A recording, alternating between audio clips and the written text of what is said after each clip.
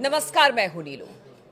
तो हम आपको बता दें, एक तरफ तो अमेरिका और ईरान के बीच समझौते के पहले दौर की बातचीत खत्म हो गई है, दूसरे दौर की बातचीत शनिवार को होनी है। लेकिन इस बीच खamenei की तरफ से एक बड़ा बयान सामने आ गया है। उन्होंने कहा है कि बातचीत किस तरह से आगे बढ़ेगी, बहुत ज्यादा उम्मीद मुझे इसे लेकर नहीं है, इसीलिए हम अपने युद्ध की तैयारी को आगे भी जारी रखेंगे। आखिर ऐसा खamenei ने क्यों कहा? बातचीत करने के लिए मयंक मेरे साथ है। मयंक, एक बड़ी बात है, आप पहले दौर की बातचीत में बड़े सकारात्मक रहते हैं, दूसरे दौर की बातचीत होने वाली है वो जो परमाणु कार्यक्रम ईरान के चल रहे हैं उसको लेकर होगी। लेकिन फिर ऐसी बातचीत खamenei की तरफ से क्यों आई है? क्या कोई पुरानी हिस्ट्री को ध्यान में रखते हुए इस तरह की बातें कर रहे हैं? देखिए, इस आपने जो सवाल पूछा इसके तीन पक्ष हैं। पहला, जो सबसे पहला पक्ष ये है कि जो ईरान के रणनीतिकार हैं या खamenei खुद हैं या जो IRGC के कमांडर्स हैं, इन सबको ये लगता है कि अमेरिका एक बार फिर ईरान के साथ धोखा करना चाहता है। अगर साफ शब्दों में कहें, ईरान किसी तरह के न्यूक्लियर समझौते के लिए तैयार नहीं होगा। बात नंबर एक, ऐसी खबरें ईरान के आप अगर अखबारों को देखें, ईरान के आप मीडिया को देखें, तो आपको ये बात समझ आएगी कि ईरान जो है वो किसी भी तरह से अमेरिका पे भरोसा नहीं कर रहा। ईरान का मानना यह है कि पहले भी, पिछली बार भी अमेरिका ने धोखा किया, परमाणु समझौते से ट्रंप बाहर आ गए थे और ऐसा ही कुछ इस बार भी हो सकता है। पहली बात। दूसरी बात यह है कि देखिए, पहले दौर की जैसे ही बातचीत खत्म हुई, उसके बाद खamenei की तरफ से ऐसा बताया गया कि ये पब्लिक स्पीच तो नहीं थी, लेकिन उनका एक बयान था जो कि उनके कमांडर्स के सामने दिया गया। उसमें ये कहा गया, इस तरह की बात कही गई खamenei की तरफ से कि जो पश्चिमी देश हैं, इन्होंने न्यूक्लियर हथियार बनाए हैं।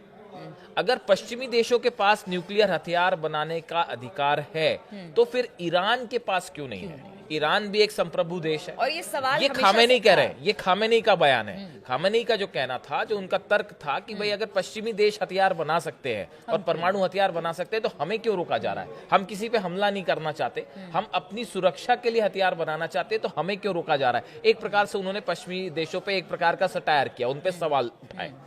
इसके बाद जो तीसरी चीज है, जो ज्यादा महत्वपूर्ण है, ऐसा बताया जा रहा है कि खamenei ने IRGC के जितने सदस्य हैं, जो अधिकारी हैं, उनके साथ एक बैठक की है और उनको बड़ा आदेश दिया है कि आप जो है वो बड़ी जंग के लिए तैयार रहिए। अच्छा।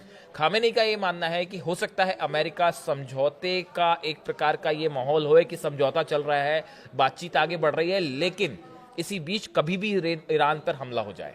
इसलिए खamenei ने साफ आदेश दिया है कि आप जंग के लिए, बड़ी जंग के लिए तैयार रहिए। देखिए, कुछ सैटेलाइट से इमेजेस बाहर आई हैं जिसकी चर्चा है इंटरनेशनल मीडिया में।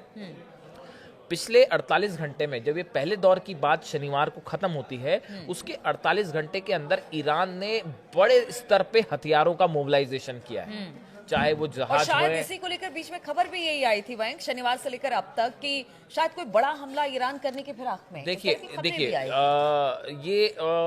कई सारी चीजें हैं इसमें। हाँ। देखिए, जो एक चीज तो निकल के ये आ रही है कि ईरान की तरफ से ये कहा गया कि हम पहले हमला नहीं करेंगे। वो बार बार कहते रहे। हाँ। ये ईरान का स्टैंड बिल्कुल क्लियर है कि हम पहले हमला नहीं करेंगे। और जो IRGC के सोर्सेज से भी जो खबरें इंटरनेशनल मीडिया में है, ये खamenei को भी ये एडवाइस किया उन्होंने कि ईरान किसी भी सूरत में, ईरान ने ये समझदारी दिखाई, किसी भी सूरत में ना इजराइल पर हमला करेगा, ना अमेरिका के ठिकानों पे हमला होगा। ये ईरान का स्टैंड हम पहले से कह रहे हैं, मजबूत है और एकदम मैच्योर स्टैंड है। लेकिन अगर कोई हमला होता है, ईरान अपनी सुरक्षा की तैयारी में जुटा हुआ कि अगर हमारे पे कोई हमला होता है तो हम उसका करारा जवाब देंगे। तो ये जो मोबिलाइजेशन है हथियारों का, तो मतलब कहने का मतलब ये है कि समझौता जो है, इसको ईरान बड़ा संदिग्ध होकर देख रहा है कि कहीं ऐसा तो नहीं कि ये कोई बड़ा ट्रैप है, कोई चाल है अमेरिका की। देखिए, एक बड़ी वजह इसकी बताएं, इसकी बड़ी वजह क्या है? ईरान के पास एनरिच यूरेनियम है, इसमें कोई शक नहीं है। बिल्कुल। IAEA की तरफ से भी कहा गया है कि आप ईरान के पास लगभग इतना यूरेनियम आ चुका है कि वो जब चाहे परमाणु हथियार बना ले। अब अगर समझौता होता है तो वो किन शर्तों पे होगा? क्या ये कहा जाएगा कि ईरान के पास जो यूरेनियम है वो अमेरिका को सौंप दे, या फिर उसको डिस्ट्रॉय कर दिया जाए? ये बड़ा मुश्किल होता है। ईरान का स्टैंड ये है कि देखिए, अभी जहां तक बात बनी है उसको स्टैंड स्टिल पे रखा जाएगा। मतलब ईरान ने जितनी क्षमता हासिल कर ली है उसके आगे ईरान नहीं बढ़ेगा, ये समझौता हो सकता है। लेकिन ये नहीं हो सकता कि जो क्षमता हासिल कर ली उसको डिस्ट्रॉय कर दे, जो नेतन्याहू कह रहे थे कि जैसा लीबिया में हुआ गद्दाफी के साथ, वैसे हम न्यूक्लियर आपके पावर प्लांट्स को डिस्ट्रॉय कर दें और सामान उठा के ले जाएं। ईरान इसके लिए तैयार नहीं होगा। ईरान का जो कंडीशन है वो ये कि हमने जो क्षमता हासिल कर ली है, बात यहीं तक रहेगी, हम इसके आगे नहीं बढ़ेंगे, इस पे समझौता हो सकता है। इसके लिए ना अमेरिका तैयार होगा ना इजराइल तैयार होगा। इसलिए यहाँ पे इस समझौते में अगर आप ध्यान से देखें तो एक डेडलॉक की सिचुएशन की तरफ मामला बढ़ रहा है, और इसीलिए ईरान को डर है कि हमला हो सकता है और खामेनी युद्ध की तैयारी कर रहे हैं। क्योंकि पहले ही क्या कहा जा चुका है कि अगर समझौता नहीं हुआ तो फिर एक बड़ा हमला हो सकता है। दूसरा आपका जो सवाल था कि इराक के कुछ मिलिशिया जो हैं वो कैसे ईरान के साथ आ गए, ये बड़ी खबर है। देखिए 8 संगठन हैं इराक के इस समय। इसमें कताइब हिजबुल्लाह है, ये सबसे बड़ा संगठन है। ये कताइब हिजबुल्लाह वो संगठन है जो असद शासन की मदद भी कर रहा था। ऐसी बद्र संगठन है, ये ईरान का सबसे पुराना साथी रहा है। उसी तरह हरकत हिजबुल अल नुस्बा, ये भी एक संगठन है जो कि बड़े काफी समय से असद जो शासन था सीरिया में, उसकी मदद करता रहा है। उसी तरह असैब अहल अल हक, ये एक संगठन है। कताइब इमाम अली, इसके सदस्य जो है ईरान और लेबनान में हिजबुल्लाह के साथ प्रशिक्षण लेते हैं, उन्हें प्रशिक्षण देते भी हैं। कताइब सैयद अल शुहादा, कताइब जुंद अल इमाम और सरिया अल खोरसानी, ये वो 8 संगठन हैं जिन्होंने अब खुले तौर पे ऐलान कर दिया है कि हम ईरान के साथ खड़े हैं, खामेनी के साथ खड़े हैं। अगर किसी तरह का हमला इजराइल की तरफ से होता है या अमेरिका की तरफ से होता है तो पहला मुकाबला हम करेंगे, उसके बाद बात ईरान तक जाएगी।